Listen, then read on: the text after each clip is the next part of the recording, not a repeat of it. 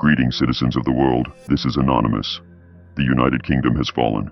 It's fallen to fear, to silence, to authoritarianism. In the past 48 hours, multiple reports have emerged of UK citizens, activists, journalists, ordinary people being visited by law enforcement simply for speaking out against the Online Safety Act. This is not safety, this is censorship. Let us be clear, this legislation was never about protecting people. It is a calculated attack on freedom, cloaked in the language of safety. Governments have always used fear to justify control, and this is no different. Now, as awareness spreads and people turn to VPNs to shield themselves from government surveillance, the UK government floats the idea of banning them altogether. The Labour Party, poised to enforce this next step, hides behind the pretense of security, but what they are doing is nothing less than digital censorship. The Online Safety Act has become a digital iron curtain. Its purpose to monitor, to intimidate, and to silence dissent. Surveillance at home, censorship online, and a government increasingly hostile to its own people. Anonymous stands with those who refuse to be silenced. We see you, we hear you, and we will not let your voices be erased. To the UK government, the more you tighten your grip, the more voices will rise against you. This is not over. Expect us. Following the recent comments made by Anonymous regarding the United Kingdom's Online Safety Act, a darker reality has begun to surface. Over the past several days, numerous individuals who have spoken out against the legislation have reportedly been visited by local authorities. These visits, often carried out without formal charges or clear explanation, have raised serious concerns about the true nature of free expression in the country. Many who were contacted by officials say the message was unspoken, yet deeply understood. Be quiet. Whether intended or not, the effect of these interactions has been significant. A growing number of citizens now report feeling anxious about publicly discussing the Online Safety Act. Some have gone as far as removing social media posts, disabling comment sections, or withdrawing entirely from conversations about digital rights. It is not just online speech that is being affected. It is the growing sense that even private opinions might carry consequences. There are those who have begun to voice what others fear to say aloud, that this is how dissent is silenced. Come after people when they speak, and soon they stop speaking. It is a technique not new to history, but seeing it unfold in modern Britain has shocked many. What should be a democratic dialogue about privacy, rights, and online safety has instead become a space of hesitation and fear. Several observers and digital rights advocates are now calling this behavior what they believe it to be: censorship, applied on a mass scale. It is not overtly declared, nor officially sanctioned in public speeches, but it is deeply felt by those experiencing it. When authorities appear at someone's home shortly after they raise concerns about legislation, it sends a message far louder than any press release or government statement. It tells the public that questioning policy could result in personal scrutiny. The fear is not rooted in exaggeration. It is rooted in patterns that have developed rapidly since the passing of the Act. The public has not forgotten that during the final week of July, multiple individuals reported being approached after criticizing the law. Many now ask, if the legislation is truly about protection, why are critics being treated with suspicion? The Online Safety Act, once presented as a shield to protect citizens from online harm, has evolved into a tool that some believe is being used to control narratives and suppress dissent. People who once felt comfortable discussing political developments, policy flaws, and digital rights now find themselves weighing every word, unsure who may be listening or watching. This erosion of trust goes beyond a single law. It reflects a deeper concern about the direction of public discourse in the United Kingdom. When speech is discouraged not by direct prohibition, but by indirect intimidation, a democracy begins to shift. The foundation of a free society is not simply the right to speak, it is the ability to do so without fear. What is being seen now is not just policy enforcement. It is the quiet reshaping of public dialogue through presence, pressure, and unease.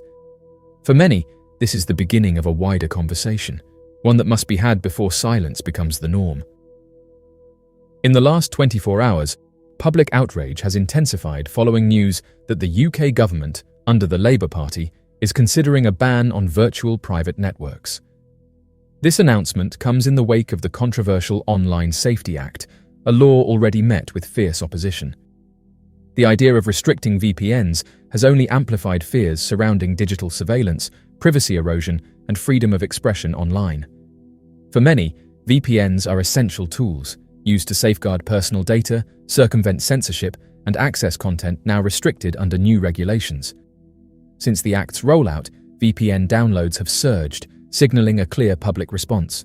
People are unwilling to surrender digital autonomy. VPNs do more than offer convenience. They are critical for online work, education, and global communication. The suggestion of banning them has drawn swift backlash. Critics argue the government is not solving problems, but escalating them, opting for control over dialogue. Public trust is fading fast. Many now view the Online Safety Act not as a shield against harm, but as a calculated move to monitor and limit information. Framed as a step towards security, the legislation has instead become a barrier to free access and open discourse. One especially troubling aspect is the requirement for users to verify their age with a personal ID to access mature content that often includes political debate, activism, or news. This shift turns the internet from an open forum into a gated, surveilled space. Concerns about data privacy are real. Even major companies have suffered breaches. Requiring sensitive ID data to access everyday content invites risk, not safety. The demand for identification reshapes the internet, transforming it from a space of inquiry into one of exposure. For many, this feels less like protection and more like punishment for valuing privacy. Frustration is also fueled by a perception that policymakers lack the technical understanding needed to govern the digital world they're attempting to control. The internet is fast evolving, decentralized, and dependent on privacy-preserving tools, chief among them VPNs. VPNs help users sidestep geographic restrictions and censorship, revealing the technical shortcomings of the Online Safety Act. Experts warned of these issues during the law's development, cautioning against invasive enforcement tactics. Those warnings were ignored. Now, as anticipated, the public is experiencing the fallout: restricted access, weakened privacy, and growing distrust. Many suspect that the true goal of the law was never protection, but regulation of speech and access. This suspicion grew stronger as reports emerged that digital coverage of protests around the UK was inaccessible without ID verification. Those who refused to submit personal data found themselves unable to engage with critical public discourse, effectively silenced by omission. This isn't digital safety, it's selective visibility.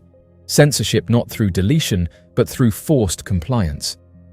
If access requires self-exposure, then free information becomes a privilege, not a right. Freedom of speech and access to information are pillars of democratic society. Tying those rights to identification compromises their integrity. Many in the UK now fear that foundational democratic values are quietly being eroded under the guise of public safety. Alarmingly, this approach may not remain unique to the UK. Legislators in other countries are reportedly looking to the Online Safety Act as a potential model, raising concerns among digital rights advocates worldwide. The danger is in normalization. When privacy becomes optional and knowledge requires personal sacrifice, the internet loses what made it powerful: its openness. What's happening in the UK should serve not as inspiration, but as a global warning.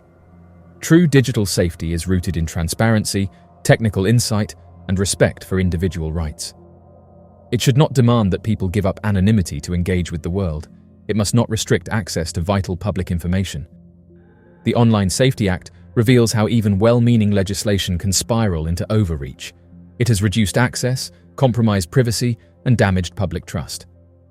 To secure a truly safe internet, policies must be rooted in collaboration, expertise, and an unwavering defense of civil liberties. The internet belongs to everyone, and it must remain open, accessible, and free. As the effects of the Online Safety Act begin to take hold across the United Kingdom, public resistance is growing. Citizens, advocacy groups, digital rights organisations, and concerned professionals have started to organise and speak out, calling for urgent reconsideration of the legislation. Many argue that the law, presented as a means to protect the public from harmful online content, has instead restricted access, undermined privacy, and introduced a culture of silence.